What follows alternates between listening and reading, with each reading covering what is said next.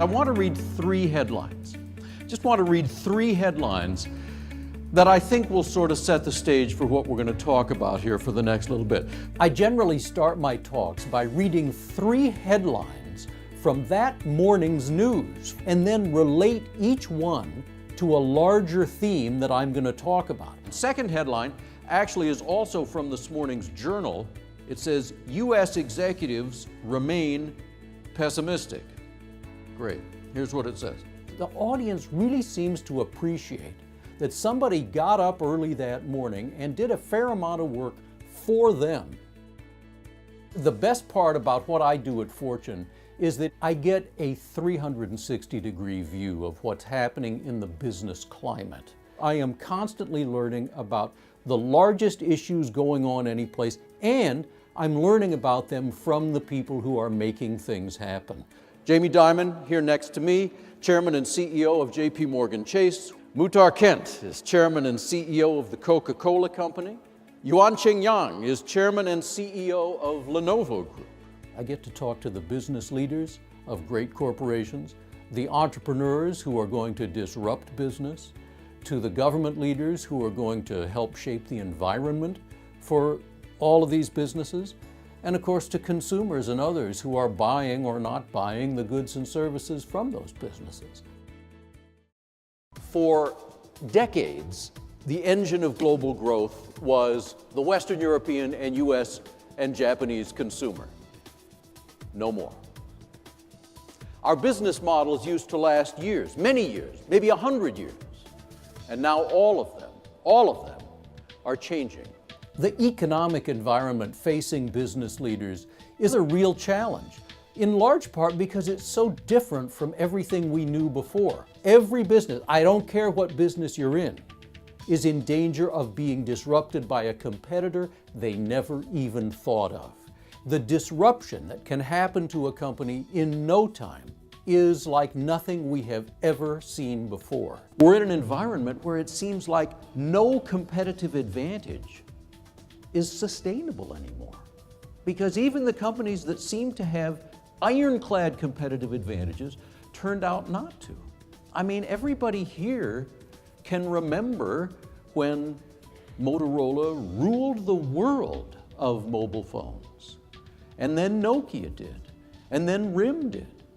And now none of them do, right? And it all happened like that. Another thing that's going to last for a long time, geopolitical unrest. What's new is that there is instability among the great powers, US, China, Russia, that didn't used to be there. Capital is leaving Russia in the past few months, over $100 billion. So the medium-term outlook here, probably stagnation. It looks hard to avoid. Prosperity for Vladimir Putin and his friends, but much less than that, at least for those who work in the real economy. Every business person has to confront and embrace the fact that government's playing a larger role in our business lives, and it's not going to go back to the way it was. Our topic is business versus government.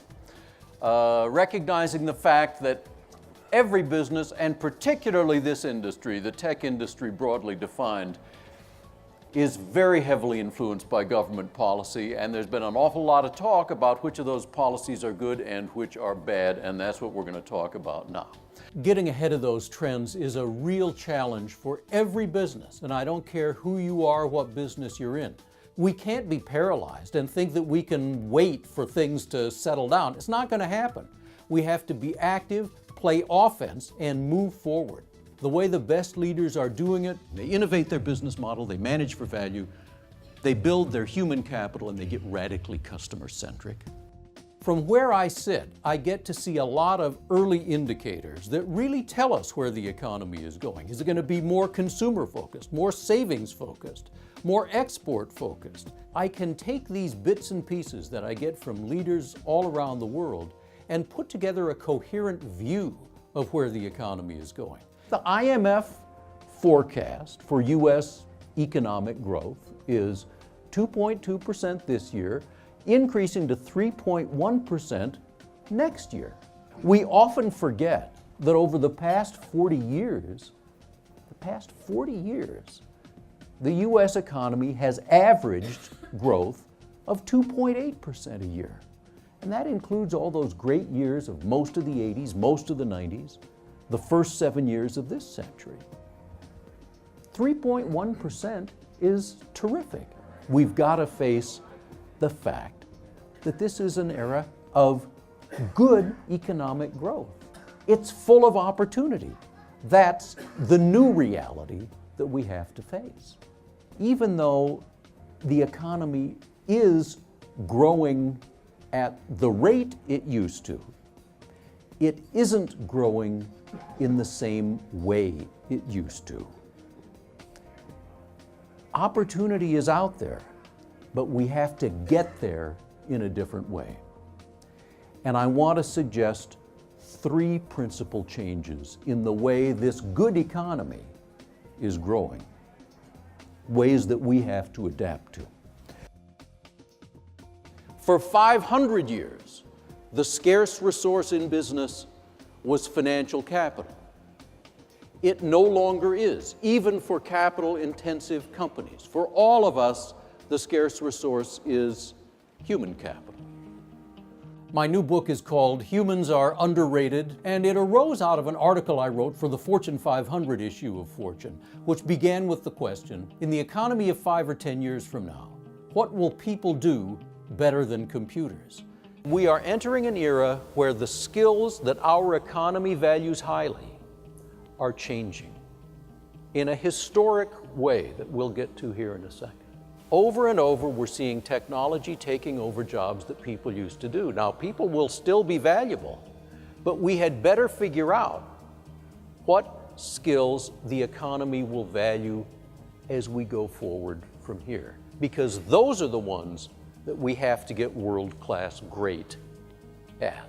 What will people do better than computers? The traditional approach to answering this question is to ask, well, what is it that computers just inherently cannot do?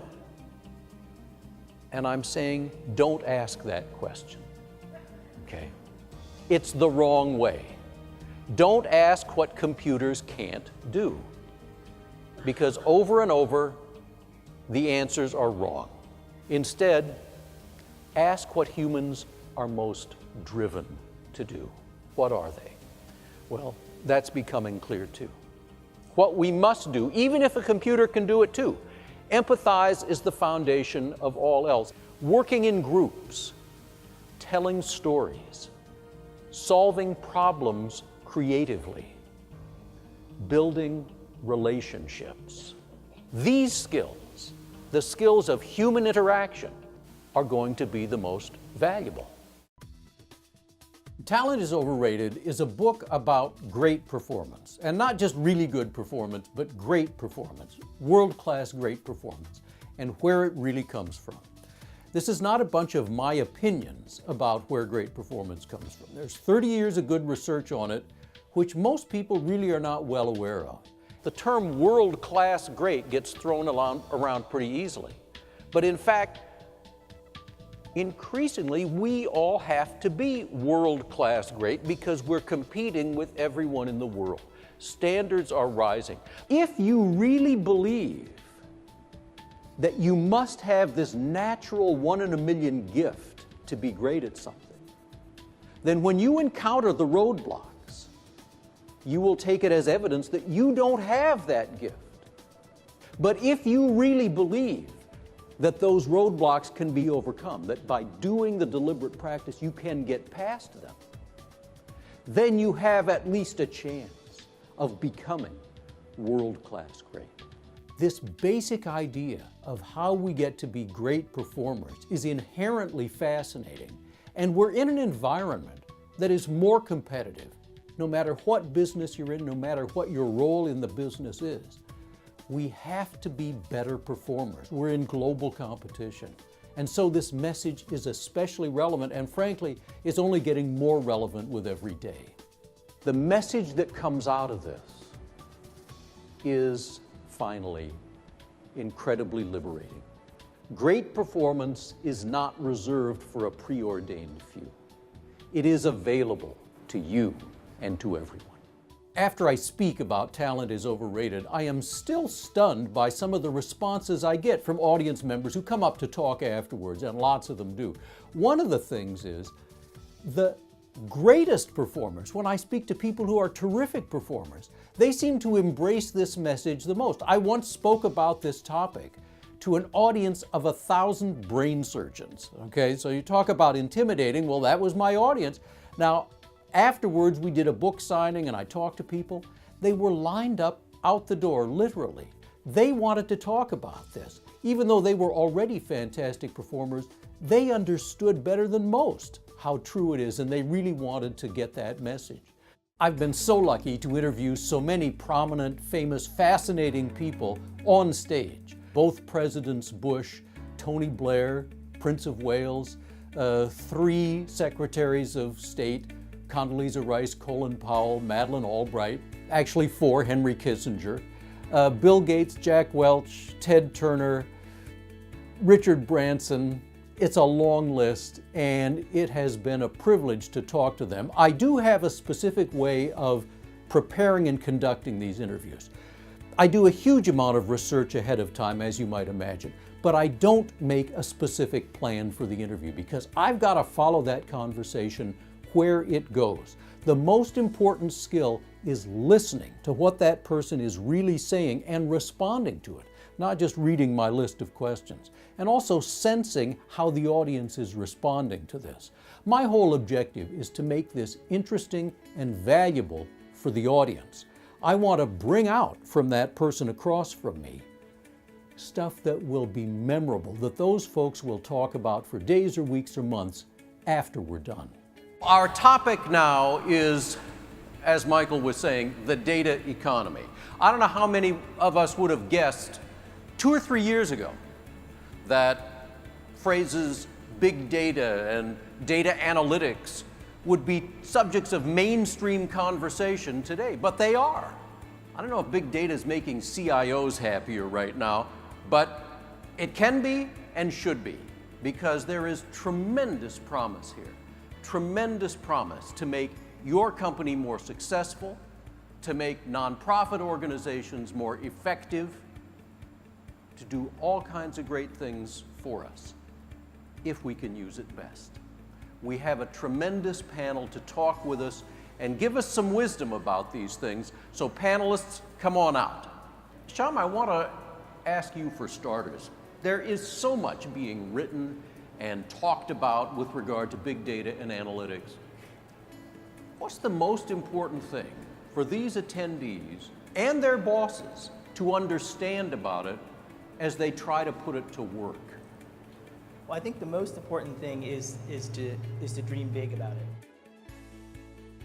You know, I love speaking. I just love doing it. And I think what I love the most about it is learning all the stuff I learned from doing this. And it starts well before the event. You know, we do a lot of preparation for these events, and I am on a lot of conference calls. The hard work always pays off.